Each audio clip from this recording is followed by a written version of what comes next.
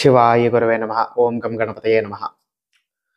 చాలా మందికి శత్రువుల వలన మీకు రావాల్సినటువంటి ఆస్తులు గానీ, డబ్బులు గానీ, ఐశ్వర్యం గానీ మీకు రాకుండా చాలా మిమ్మల్ని సతమతం చేసి, ఇబ్బంది పెట్టి, బాధ పెడుతున్నట్లయితే గనక, ఇప్పుడు నేను చెప్పబోతున్నటువంటి ఈ యొక్క ప్రక్రియ చేయండి.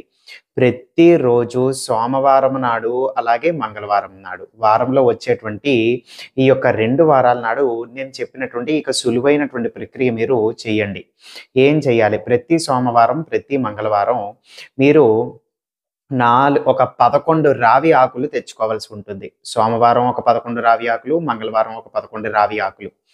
ఈ విధంగా 11 రావి ఆకులు తీసుకొని వచ్చి, ఒక్కొక్క రావి ఆకు మీదన కూడా ఎర్ర చందనం ఉంటుంది. మనకి పూజా సామాగ్రి షాపుల్లో అమ్ముతారు. ఎర్ర చందనము చక్కగా కాస్త నీళ్లు వేసుకొని ఒక కప్పులోకి వేసి ఉంచుకోండి, కలుపుకోండి. ఏదైనా సరే ఒక పుల్ల వాడి రావి ఆకు మీద రామ్ అనబడేటువంటి నామాన్ని రాయండి. ఒక్కొక్క రావి ఆకు మీదన కూడా ఆ విధంగా రామ్ అనబడేటువంటి నామాన్ని 4 సార్లు రాయాలి. రామ రామ రామ రామ అలాగా 4 సార్లు రాయాలి ఒక్కొక్క రావి ఆకు మీదన కూడా. అగ్గి పుల్ల మాత్రం రాయటం కోసం వాడవద్దు. ఏదైనా కూడా ఒక మొక్కకి సంబంధించినటువంటి ఏదో ఒక పుల్ల తీసుకుని వచ్చి రాసినట్లయితే మంచిది. ఈ విధంగా 11 రావి ఆకుల మీదన కూడా ఒక్కొక్క రావి ఆకు మీదన కూడా రామ్ అనబడేటువంటి నామాన్ని ఒక 4 సార్లు రాసి, ఈ రావి ఆకులన్నీ కూడా ఇప్పుడు జతపరిచి దగ్గరలో ఉండేటువంటి ఒక ఆంజనేయ స్వామి వారి యొక్క గుడికి వెళ్ళండి. గుడికి వెళ్ళి మీ చేతుల మీదుగానే అక్కడ మీరు విగ్రహం దగ్గర పెట్టుకునేటువంటి అవకాశం ఉంటే ఆ 11 రావి ఆకులు కూడా ఆంజనేయ స్వామి వారి యొక్క పాదాల వద్ద ఉంచేయండి. లేదు అనంటే పంతులు గారికి ఇచ్చి ఆంజనేయ స్వామి వారి యొక్క పాదాల వద్ద పెట్టించండి. ఈ విధంగా పెట్టి ఆంజనేయ స్వామి వారికి నమస్కారం చేసుకోండి.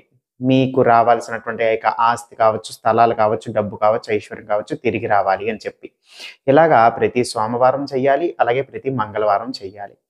ఈ విధంగా చెయ్యటం అనేటువంటిది కొనసాగిస్తూ ఉండండి. ఫలానా ఇన్ని వారాలు చెయ్యాలి అనబడేటువంటి నియమము విధించబడి లేదు. కావున మీకు సక్సెస్ అయ్యేంత వరకు కూడా ఈ విధంగా చేస్తూ ఉండండి.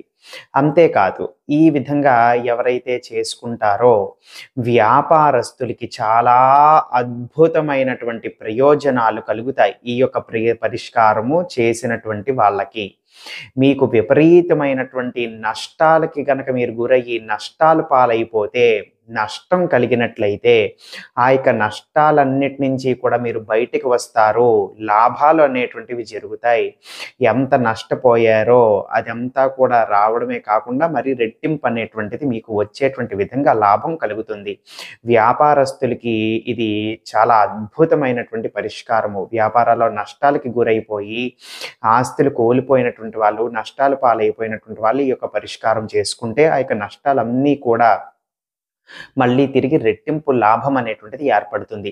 ఇన్ని వారాలు చేయాలి అనబడేటువంటిది లేదు. మీ యొక్క శక్తి అనుసారం వీలైనంత వరకు కూడా మీకు దీని వలన ప్రయోజనము, ఫలితాలు కనిపించేంత వరకు ఈ విధంగా ప్రతి సోమవారం, మంగళవారం చేస్తూ ఉండండి.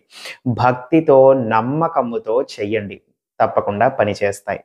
అర్థమైంది కదా? సర్వే జనా సుఖినో భవంతు. శివార్పణమస్తు.